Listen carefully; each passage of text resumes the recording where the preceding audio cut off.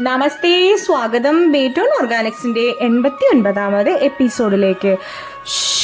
ആരും മിണ്ടല്ലേ, മിണ്ടാണ്ട് വന്നിട്ട് ഇതിന്റെ ചുവപ്പും പച്ചയും കായോളം ഒക്കെ തിന്നാം. കഴിക്കുകയില്ല, മിണ്ടിക്കഴിഞ്ഞാൽ കഴിക്കുവേ. ഇതാണ് ആളെ മനസ്സിലായല്ലോ? അതെ, മുസുമുശിക്ക് കീര, കാട്ടുവെള്ളരി, കാക്കാവെള്ളരി, മുക്കാപ്പിരിയൻ, മുഷുമുഷിക്ക് എന്നൊക്കെ പറയണ നമ്മുടെ മുണ്ടാമുണ്ടിക്കായ തന്നെയാണ്. പണ്ടൊക്കെ നമ്മുടെ ചെറുപ്പത്തിലെ ഒരു നൊസ്റ്റാൾജിക് ഫീലിംഗ് അല്ലേ, വേലിപ്പടർപ്പുകളിലൊക്കെ കണ്ടിട്ടുണ്ടായിരുന്നു. ഇത് തന്നെ ഒരു കളസസ്യമായിട്ടാണ് ആൾക്കാർക്കൊക്കെ, അല്ലാണ്ട് ഇതിൻ്റെ ഗുണങ്ങളെ പറ്റിയിട്ട് വളരെ കുറച്ച് ആൾക്കാർ നാട്ടുവൈദ്യത്തിൽ അറിയിച്ചാലും വളരെ കുറച്ച് ആൾക്കാരെ അത് പ്രയോജനപ്പെടുത്തുന്നുള്ളൂ.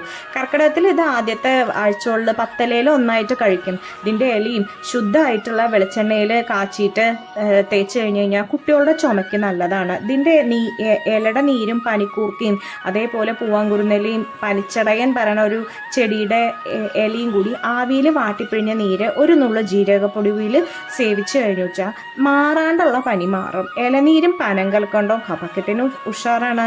ഇതിൻ്റെ ഇലയും കുപ്പേ കുഞ്ഞനും സമൂലം എന്ന കഷായം 2 നേരം സേവിച്ച് കഴിഞ്ഞാൽ ശ്വാസമുട്ട് മാറും. ഇതിൻ്റെ ഇല തോരനാക്കിയിട്ട് കഴിച്ചു കഴിഞ്ഞാൽ എല്ലാവിധ ശരീരവേദനയ്ക്കും നല്ലതാണ്.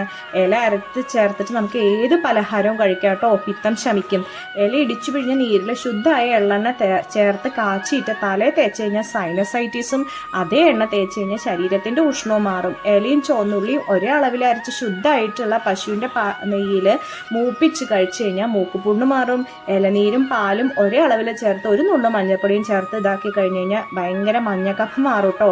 സമൂല ഇടിച്ചു പിഴിഞ്ഞ നീരിൽ സേവിച്ച് കഴിഞ്ഞ് കഴിഞ്ഞാൽ മലബന്ധോ അൾസറിനൊക്കെ ശമനം ഉണ്ടാവും. ഇതിൻ്റെ പഴം, മുണ്ടമുണ്ടിക്കായയുടെ പഴം ശുദ്ധമായിട്ടുള്ള പാലിൽ അരച്ച് സേവിച്ച അമിതമായിട്ട് മൂത്രം പോണത് മാറും കേട്ടോ.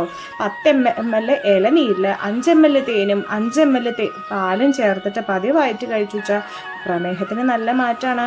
തലച്ചോറിൻ്റെ പ്രവർത്തനത്തിൽ അസലാണ്. ഇതിൻ്റെ ഇലയും പുതിനയിലയുടെയും കറിവേപ്പിലൊക്കെ കൂട്ടിയിട്ട് ചമ്മന്തി അരയ്ക്കും. ഇത് അസലാണ്.